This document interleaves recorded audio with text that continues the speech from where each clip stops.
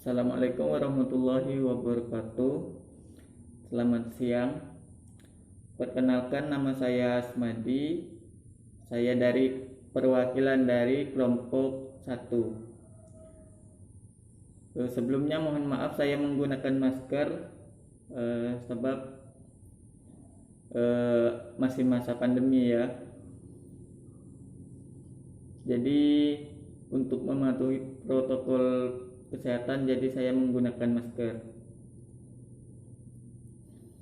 Hari ini pembahasan kita adalah tentang kebijakan pemerintah tentang kurikulum 2013, konsep dasar kurikulum 2013, dan pelajaran agama dalam kurikulum 2013.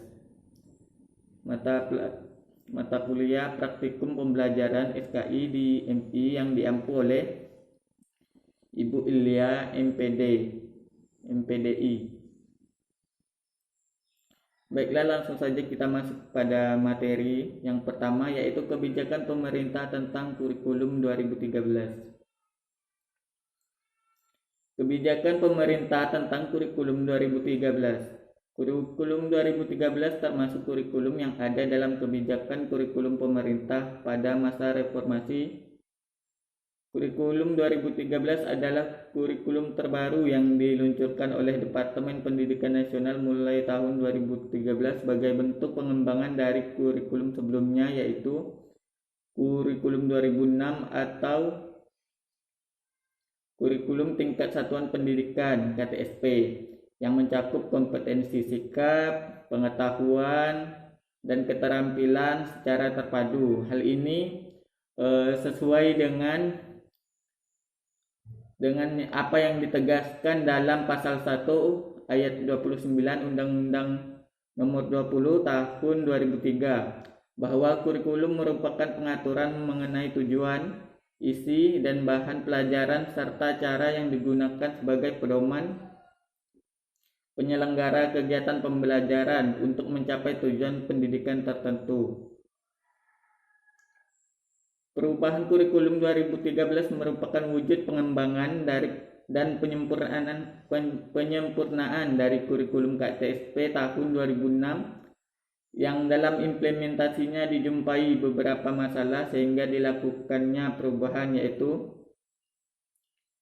yang pertama, konten kurikulum terlalu padat yang ditunjukkan dengan banyaknya mata pelajaran dan banyak materi yang keluasan, dan tingkat kesukarannya melampaui tingkat perkembangan usia anak.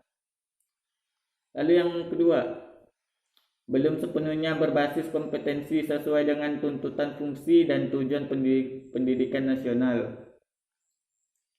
Yang ketiga, yaitu kompetensi belum menggambarkan secara holistik domain sikap, keterampilan, dan pengetahuan. Yang keempat, beberapa kompetensi yang dibutuhkan sesuai dengan perkembangan kebutuhan, misalnya pendidikan karakter, metodologi pembelajaran aktif, keseimbangan soft skill dan hard skill, kewirausahaan belum terakomodasi di dalam kurikulum. Lalu yang kelima, yaitu kurikulum belum peka dan tanggap terhadap perubahan sosial yang terjadi pada tingkat lokal, nasional, maupun global. Yang keenam, standar proses pembelajaran belum menggambarkan urutan pembelajaran. Urutan pembelajaran yang rinci sehingga membuka peluang penafsiran yang beraneka ragam dan berujung pada pembelajaran yang berpusat pada guru. Yang terakhir, yang nomor 7, standar penilaian belum mengarahkan pada penilaian berbasis kompetensi dan hasil secara tegas menuntut adanya remediasi secara berkala. Titik tekan yang disusun oleh pemerintah pada pengembangan kurikulum 2013 ini adalah penyempurnaan pola pikir, penguatan tata kelola kurikulum, pendalaman dan perluasan materi, penguatan proses pembelajaran, dan penyesuaian beban belajar agar dapat menjamin kesesuaian antara apa yang diinginkan dengan apa yang dihasilkan. Oleh karena itu, Implementasi kurikulum 2013 diyakini sebagai langkah strategis dalam menyiapkan dan menghadapi tantangan globalisasi dan tuntutan masyarakat di masa depan. Baiklah, saya harap sampai di sini ada yang bisa memahami. Selanjutnya kita lanjut di bagian B atau materi yang kedua, yaitu konsep dasar kurikulum 2013. Konsep dasar kurikulum 2013 adalah sikap, keterampilan, dan pengetahuan. Kurikulum 2013 disusun dengan mengembangkan dan memperkuat sikap, pengetahuan, dan keterampilan secara berimbang. Langkah pertama yang harus kita lakukan adalah memahami konsep dasar dari kurikulum. Konsep dasar ini kita gunakan sebagai acuan ketika kita melakukan percobaan dalam mendesain proses pembelajaran. Konsep dasar itu setidaknya meliputi hakikat, tujuan yang hendak dicapai, dan desain dari kurikulum yang dimaksud. Yang pertama adalah hakikat kurikulum 2013. Yang kedua yaitu tujuan pendidikan nasional.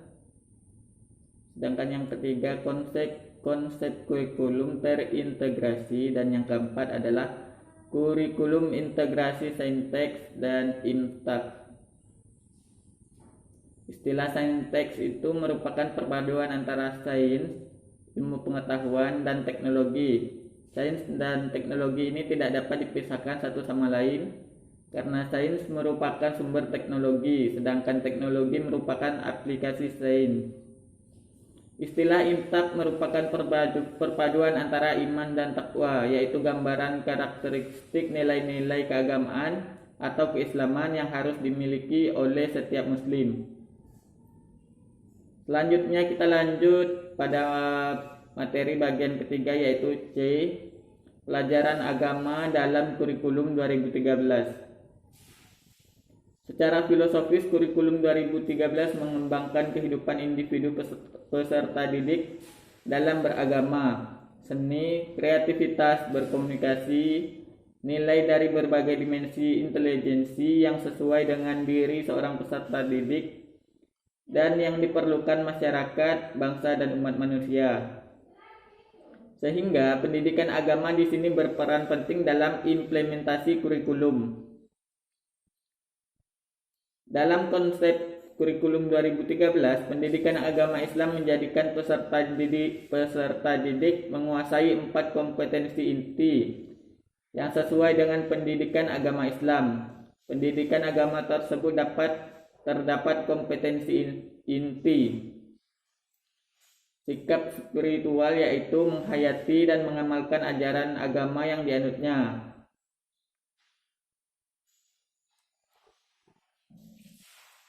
Dalam kurikulum 2013 terdapat beberapa kompetensi yang harus dikuasai oleh peserta didik, di antaranya kompetensi keagamaan, sosial pengetahuan, dan keterampilan. Masing-masing kompetensi tersebut membawa nilai-nilai pendidikan karakter sendiri. Pembelajaran agama Islam dan kurikulum 2013 harus melakukan proses pembelajaran yang menekankan kompetensi inti dan kompetensi dasar yang ada dalam kurikulum 2013 agar peserta didik bisa lebih memahami tentang nilai-nilai yang baik dan dapat menerapkannya dalam kehidupan sehari-hari. Baiklah, itu adalah materi tentang kurikulum 2013. Saya harap teman-teman dapat memahami apa yang telah saya sampaikan. Mohon maaf sebelumnya jika ada kesalahan kata atau tutur kata yang tidak sopan. Saya akhiri. Wassalamualaikum warahmatullahi wabarakatuh.